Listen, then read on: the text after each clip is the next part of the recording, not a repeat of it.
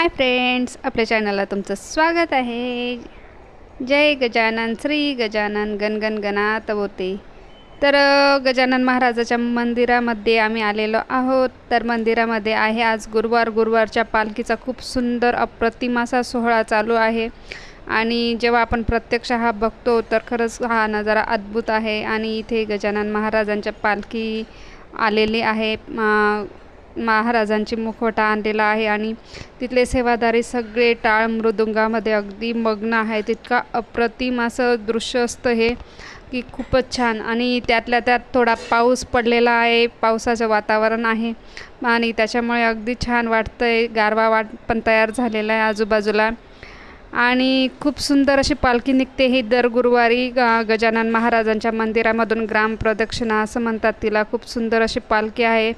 हे बघा, इतके सुंदर अप्रतिम असे भजन पण म्हणतात ते आणि टाळ मृदुंगांचं अगदी एकसारख्या लय ताल खूप सुंदर अप्रतिम असं असतं त्यांचं हे सगळं। आणि त्यात ते नाचतातही खूप छान। तर हे बघा, अगदी एकसारखे असं त्यांचं आहे।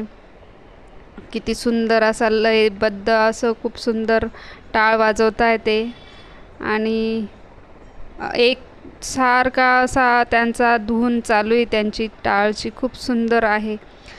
तर पालखीचं दर्शन घेण्यासाठी ते भाविकांना रांगेमध्ये बोलवतात। तिथे पालखी आहे नारायण महाराजांच्या मंदिराच्या शेजारी। तर तिथेच ही पालखीचं दर्शन घेण्यासाठी आम्ही आलेलो आहोत, रांगेतच उभं आहोत आणि तिथूनच हे बाकीचं अर्ध दृश्य मी घेतलं आहे। आणि आता हे बघा, किती सुंदर असे एका लय एका तालमध्ये सगळे काही टाळ वाजवत आहे। इतकं सुंदर दृश्य असतं हे, इतका सुंदर नाद आवाज आहे की तिथेच प्रत्यक्ष बघतात तर त्यांचा तो अनुभव मी म्हणजे शब्दात सांगू शकत नाही। तर आम्ही आलो आहोत महाराजांच्या पालखीचं दर्शन घेण्यासाठी।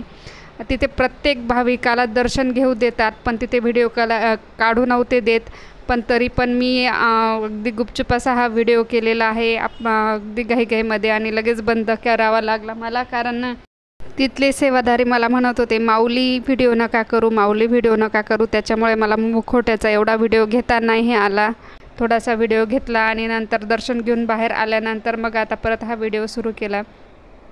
तर खूप सुंदर अशी पालखी आहे, पूर्ण फुलांनी सजवलेली। महाराजांचा मुखवटा जो आहे, आपण महाराजांचं दर्शन घेऊन बाहेर निघाल्यानंतर राम आणि सीताचं जे मंदिर आहे, राम लक्ष्मण सीताचं, तर त्या मंदिरामध्ये जे दोन मुखवटे आहेत गजानन महाराजांचे, त्यातला हा एक मुखवटा आहे। आणि दुसरा जो मुखवटा असतो तो मुखवटा असतो गजानन महाराजांचा प्रगट दिन वगैरे किंवा मोठे उत्सव जेव्हा होतात तेव्हा तो मुखवटा ते वापरतात। तर हा दर गुरुवारी हा मुखवटा ग्राम प्रदक्षिणा असते तिथे गजानन महाराजांची पालखी सोहळा निघतो। हा दर गुरुवारी हा सोहळा म्हणजे अप्रतिम आहे। ज्याला पण हा योग आला बघण्याचा खरंच तो भाग्यवानच म्हटलं पाहिजे। गजानन महाराजांच्या पालखीचं दर्शन घेणं हे खूपच भाग्याचीच गोष्ट आहे। आणि प्रत्यक्ष आम्हाला त्यांचं दर्शन घेता आलं, मुखवट्याला प्रत्यक्ष हात लावून नमस्कार करता आला, यासारखं सौभाग्य आनंद खरंच कोणतंच नसेल। इतकं अतिशय सुंदर असा हा नजारा आहे, अद्भुत नजारा। तर खूपच छान अशी पालखी सोहळा आहे आणि खास आम्ही पालखी सोहळ्यासाठी गुरुवारी थांबलो, कारण मला बरेच जण म्हटले होते की गुरुवारची पालखी खूप सुंदर अशी असते तर ती बघा म्हणून। तर मग आम्ही ती बघितली आणि मग मी व्हिडिओसुद्धा केला, कारण माझ्या यूट्यूब फॅमिलीलासुद्धा हा व्हिडिओ बघता यावा। कारण बऱ्याच जणांना जमत नाही थांबायला जायला, तर त्यांना निदान ह्या व्हिडिओच्या माध्यमातून बघता यावा हा पालखी सोहळा, याच्यासाठी मी हा पूर्ण व्हिडिओ केला। तर हे बघा, खूप सुंदर असं। आणि ग्राम प्रदक्षिणा झाल्यानंतर त्यांची मागे गजानन महाराजांचे आपण मंदिरात जाण्यासाठी जो मोठा दरवाजा आहे, त्या दरवाजाच्या तिकडे एक ओपन प्लेस आहे आणि तिथे खूप मोठा एक दरवाजा आहे।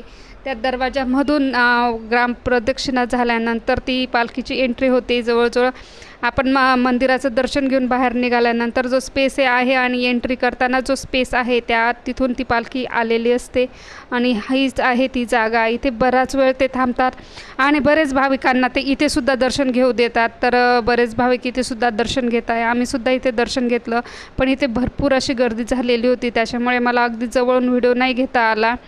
जय गजानन।